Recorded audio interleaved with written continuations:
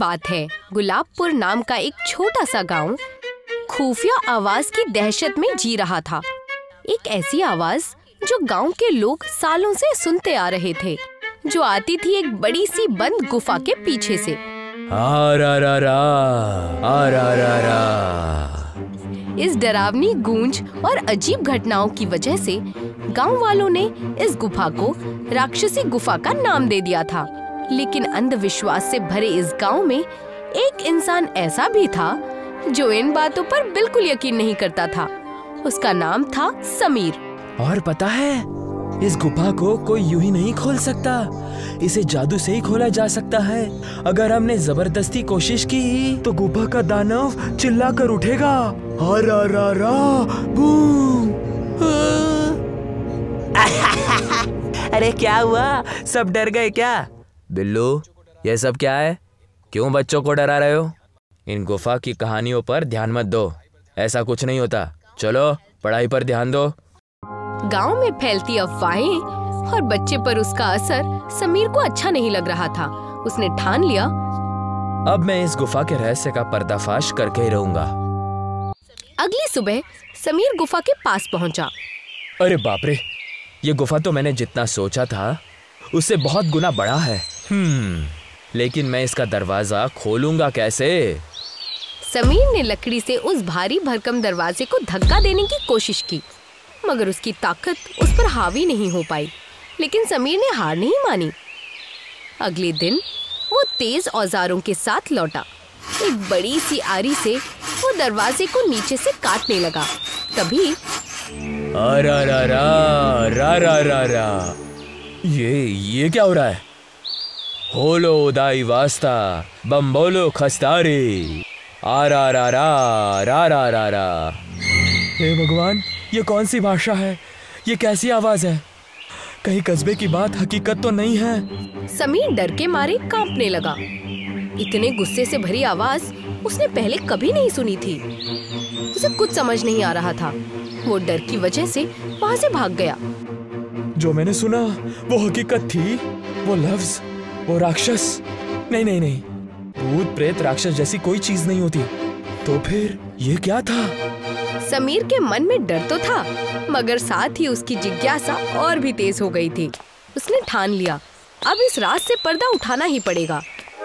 वो किताब, हाँ, प्राचीन भाषाओं की खोज और उनके अर्थ मिल गई। मैंने क्या सुना था? होलो उड़ाई बम्बा, हाँ, होलो उदाई वास्ता बम्बेलो खस्तारी। इसका मतलब है, हे चिड़िया रानी, दरवाजा बंद कर दो। क्या? तो इसका मतलब कोई राक्षस नहीं, कोई इंसान है जो इस भाषा में बोल रहा है, और शायद कोई विदेशी चिड़िया रानी उसकी मदद कर रही है। अब समीर पूरी सच्चाई सबके सामने लाने के लिए तैयार था। अब देखो मेरा कमाल, अब सारी हकीकत सामने आनी ही चाहिए।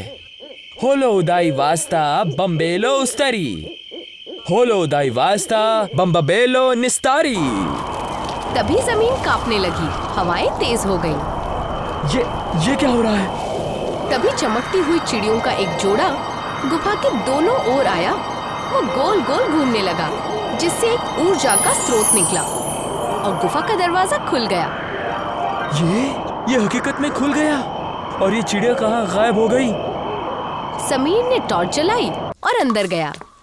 काफी देर तक इधर उधर भटकता रहा, लेकिन कोई नहीं मिला। वो जैसे ही लौटने के लिए पलटा, तभी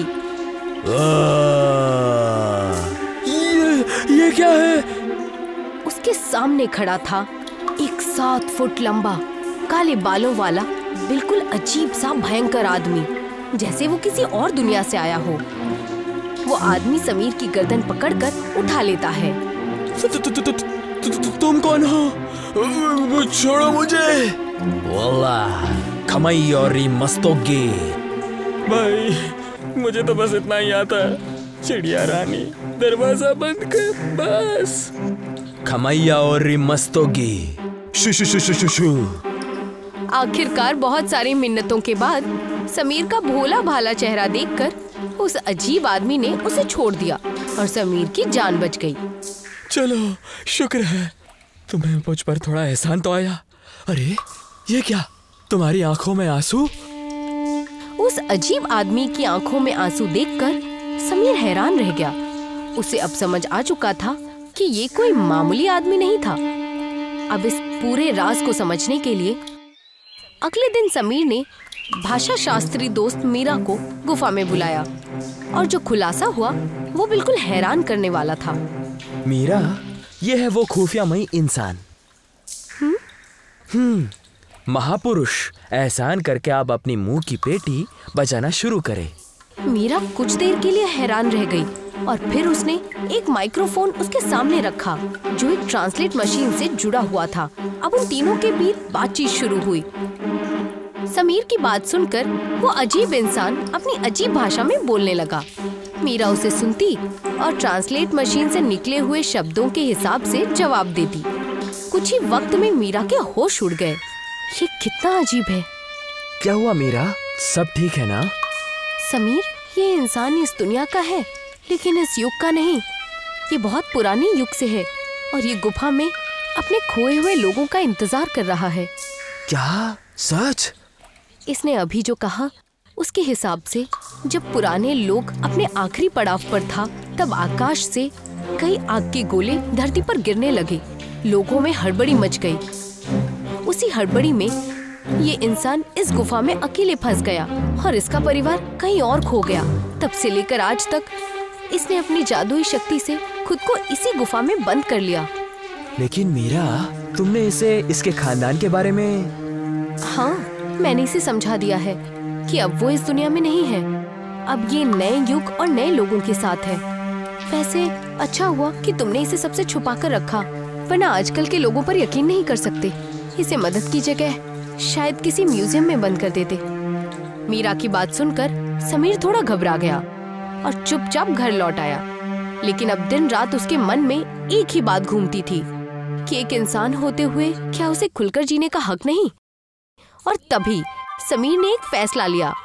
तय हो गया, अब मैं इस आदि मानव को पढ़ाऊंगा और इसे आम इंसानों की तरह जीना सिखाऊंगा। वाकई समीर ने एक बेहद नेक और साहसी फैसला लिया था।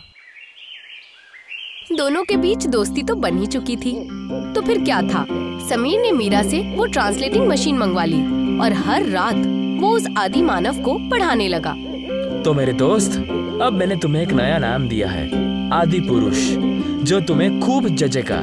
तो बोलो, तुम्हारा नाम क्या है? अम्मा मोरे नाय वक्का। अरे नहीं भाई, नाय वक्का नहीं, आदि पुरुष बोलो, आदि पुरुष।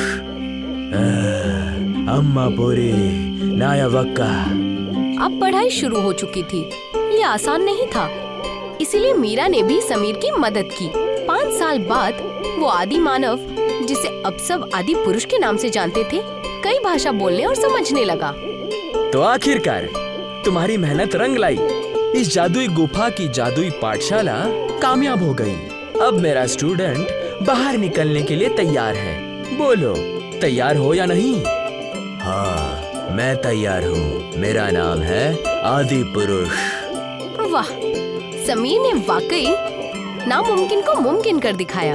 सालों से गुफा में बंद एक आदि मानव को जीना सिखा दिया। यही होती है सच्ची नीयत और तालीम की ताकत। अब समीर और आदि पुरुष गांव में एक साथ रहने लगे। समीर स्कूल जाता और आदि पुरुष खेतों में फल, अनाज और सब्जियों की खेती करता। सीख, हर इंसान को जिंदगी जीने का हक है और सच्ची कोशिशों से हर कोई अंधकार दूर कर सकता है।